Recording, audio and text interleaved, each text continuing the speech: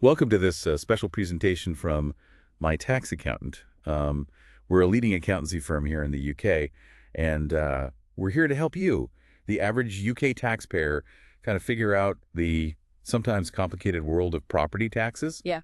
And today we're going to be looking closely at a topic that's been getting a lot of attention lately, the empty homes premium. Right. It's definitely something that every property owner in the USA should be aware of, especially with some pretty big changes coming up soon. So for those who might not be familiar, let's start with the basics. What exactly is the empty homes premium, or EHP as we'll call it? Basically, it's an extra tax that you might have to pay on top of your regular council tax if you own a property that's been left empty and mostly unfurnished for 12 months or more. So that means if you have a second home that sits empty most of the year, or maybe a property that you're renovating, you could be hit with this extra charge. Yeah, But exactly. why is everyone talking about it now? Well, because there are some major changes to the EHP that are set to come into effect in April 2025, and these changes are meant to encourage property owners to bring empty homes back into use, which is especially important now with the housing shortage we have in the UK. And I imagine these changes are going to have a real impact on people's wallets. We're talking potentially thousands of pounds in extra taxes every year. Uh-huh. So let's break down these changes so our listeners know what to expect. Sure. One of the biggest changes is a new 100% premium on second homes. So if you own a holiday home that you only use for a few months a year, your council tax could actually double. Wow, it's a huge jump. I bet that's going to make people think twice about whether owning a second home is still worth it. It's something to consider for sure. And that's not the only change. The premiums for long-term empty homes are also going up quite a bit. For homes that are empty between 1 and 5 years, the premium can go up to 200% of your standard council tax. And if it's empty between 5 and 10 years, that jumps up to 300%. And if you leave a home empty for more than 10 years, it can reach a whopping 400%. Wow, let's put that into perspective for our listeners.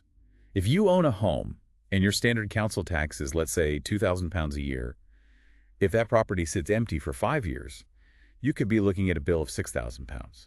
And if it's empty for 10 years, that's £8,000 a year. It really starts to add up. It definitely does. Over time, these increased premiums can add tens of thousands of pounds to the cost of owning an empty home. So it's really important for people to understand these changes and what they can do to maybe reduce the impact. Now, before everyone starts panicking, I know there are some exemptions to the EHP. Can you tell us a bit more about those? Of course, there are certain situations where you wouldn't have to pay the EHP. For example, annexes that are part of a main residence are usually exempt. Yeah. So if you have a granny flat that's attached to your house, you probably wouldn't have to worry about the EHP. That makes sense. What about if a property is being renovated? Is there an exemption for that? Yes, there is an exemption for homes that are undergoing major structural repairs or renovations. But it's important to remember that this exemption has specific conditions. Just repainting the walls won't be enough. The work has to be substantial, and it needs to actually prevent someone from living in the property. So you'd need to be able to show the council that the work is extensive and justifies the exemption. What about properties that are legally uninhabitable, maybe because of fire or flood damage? Those properties are also exempt because obviously they can't be lived in, but it's really important to remember that most of these exemptions are only temporary. So once the work is done or the home is considered livable again, you could still be liable for the EHP. So if you're planning to do any major work on a property, you need to remember that the EHP might come into play once that work is finished.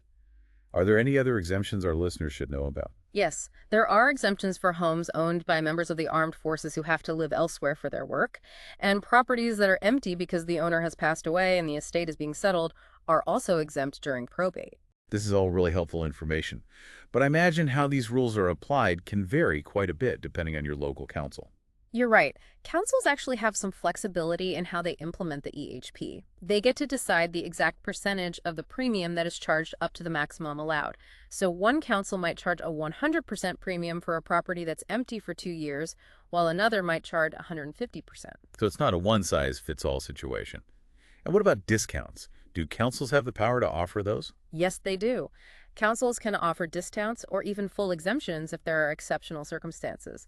For example, some councils have schemes in place to encourage people to use empty properties for temporary accommodation for people who need housing. So it really is a good idea to do your research and talk to your local council to see what rules and potential discounts might apply in your area. Exactly. Don't assume that you know what applies to your property. It's always best to check with your council to get the most accurate information. All right, so we've established that the EHP can be a pretty big financial burden for property owners, especially with those changes coming up in April 2025. But are there any legal strategies that people can use to minimize the impact? Oh, absolutely. There are definitely ways to reduce or even completely avoid the empty homes premium, and we'll be getting into those in more detail in the next part of this presentation. Welcome back to this special presentation from my tax accountant. We're breaking down the ins and outs of the empty homes premium and helping UK taxpayers like you understand it all. We've talked about the changes coming up and how it could affect your finances, but now let's get into some strategies, things you can actually do to minimize or even completely avoid this premium. Right, let's start with the simplest approach, keeping the property occupied. It might seem obvious, but it's really important. Even if you don't live there all the time, just using it regularly can make a big difference. So if you have a second home, like a holiday cottage, just going there for a few weekends a year could help. It could, yeah, but you always want to check with your local council about their specific requirements. Some councils have very clear rules about what they consider regular use. Okay, and what about renting the property out? That seems like a pretty straightforward way to show it's being occupied. Absolutely. Renting, whether it's long-term or short-term, is usually a really good way to avoid the EHP. It shows that you're actually using the property and making some income from it. So if you listed your property on Airbnb, for example, that could be a good option. It could be, but there are some things to keep in mind. Some councils, especially in places with a lot of tourists, have stricter rules about short-term rentals. They might have licensing requirements or limits on how many nights you can rent it out. So do your research and make sure you're following the local rules before you start welcoming Airbnb guests. Now, we talked about exemptions for properties that are being renovated. Is there anything else owners should know about that? Yeah, the most important thing is documentation. Don't just tell the council you're renovating, show them. Keep good records of everything: photos, invoices, contractor reports, planning permissions, any emails or letters you've sent to the council about the work. So just having a few before and after pictures of your new kitchen probably isn't going to be enough. Probably not. The council wants to see proof that the work is major, that it's ongoing, and that it's actually stopping anyone from living in the property. If you can show that you're much more likely to get the exemption. It sounds like being organized and keeping good records is super important when it comes to the HP. It really is. Being proactive is key. And speaking of that, remember we mentioned earlier that councils have some leeway when it comes to discounts. Right. It's worth getting in touch with your council and seeing what's available even if you don't think you'd qualify. Exactly. You never know what they might have. Some councils have special schemes like temporary letting programs where they manage your property and rent it out to people who need housing. So you avoid the EHP, and you might even get some guaranteed rent. Sounds like a good deal. It can be.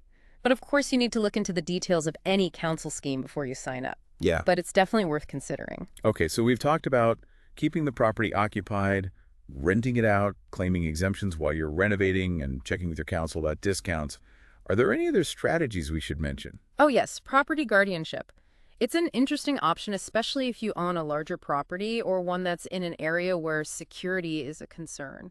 How does that work exactly? Basically, property guardian companies find reliable people to live in empty properties. These guardians live there, keep it safe, and basically prevent vandalism. It's a good solution for everyone involved. So instead of paying for expensive security or just leaving the property empty and vulnerable, you have someone living there, taking care of it, and keeping troublemakers away. And you avoid the EHP too. That's right.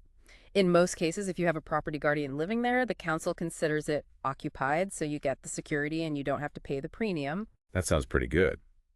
But I imagine there are some things to think about before you go ahead with property guardianship. Definitely.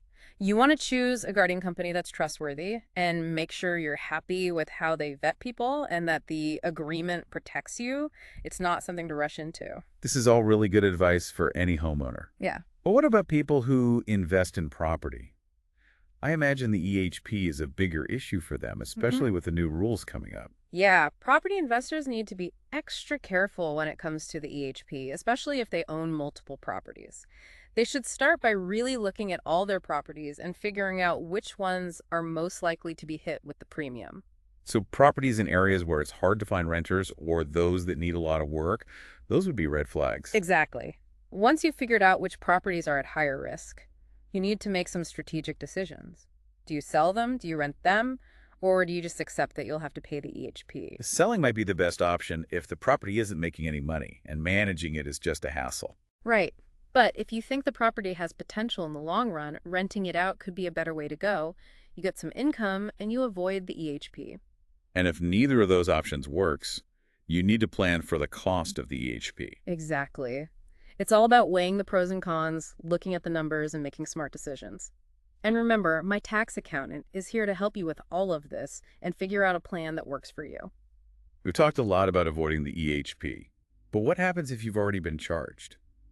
Is there anything you can do? You can appeal it if you think the EHP wasn't applied correctly or if your situation has changed. You have the right to challenge the decision. So, for example, if you've started renovating, or if the property can't be lived in right now because of something unexpected, you could appeal. That's right. And this is where those detailed records we talked about come in handy. Any evidence you have that supports your case photos, invoices, tenancy agreements, contractor reports, anything relevant should be included with your appeal. It's also important to be polite and professional when you're dealing with the council. Absolutely. You want to be respectful and constructive. Remember, you're trying to persuade them. What happens if your first appeal is unsuccessful? Is that it?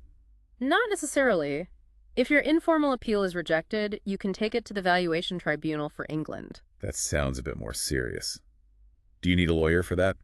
It is a formal legal process, but you can represent yourself if you want to. The Valuation Tribunal is an independent body that handles appeals about council tax and property valuations. So if you think you have a good case, don't be afraid to appeal. And my tax accountant can help you through that process. That's right. We can help you gather the evidence you need, prepare your appeal documents, and even represent you at the tribunal if you need us to.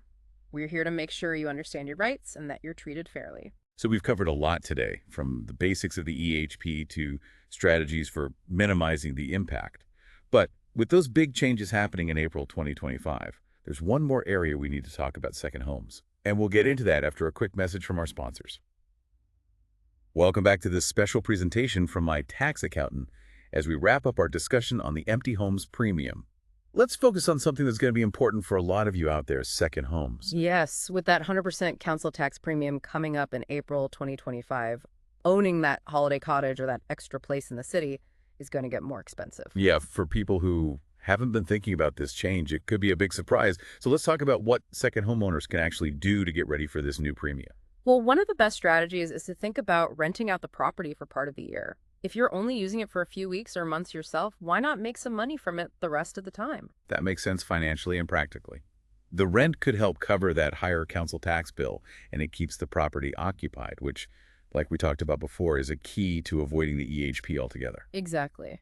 But it's worth mentioning that managing a rental property, especially if you don't live there, can be a lot of work. You have to think about bookings, cleaning, maintenance, and maybe even hiring a property manager. Those are good points. You have to balance the potential income with the time and effort involved. So what about something more drastic, like changing your main residence? Could that help you avoid the second home premium? It's possible, but it's a more complicated strategy with bigger implications. You'd basically be switching which home is your main one, making your second home your primary residence. That's a big decision. You'd need to think about things like capital gains tax, your overall finances, and the practicalities of making such a big change. Absolutely. It's really important to get professional advice before you make any big decisions about your main residence. A good tax advisor can help you figure out the pros and cons for your specific situation. So we've talked about renting and changing your main residence. Is there another option for second homeowners who are facing this premium? Well, the last option, and maybe the most extreme one, is to just sell the property. It might sound like a lot, but for some people it might be the best financial decision in the long run. Especially if the property is costing you more than it's worth, or if this new premium just makes it too expensive. Ultimately, it comes down to weighing the costs and benefits. Got it. Think about how much you like the property, what it means to you financially, and if it's still a good investment. If the numbers don't work out or the hassle is more than the enjoyment, selling might be the smartest choice. Okay, so we've covered a lot in this presentation, from how the empty homes premium works and the changes coming up to different ways to minimize the impact. Hopefully you're feeling more prepared to handle all of this. Remember, the more you know, the better you can plan.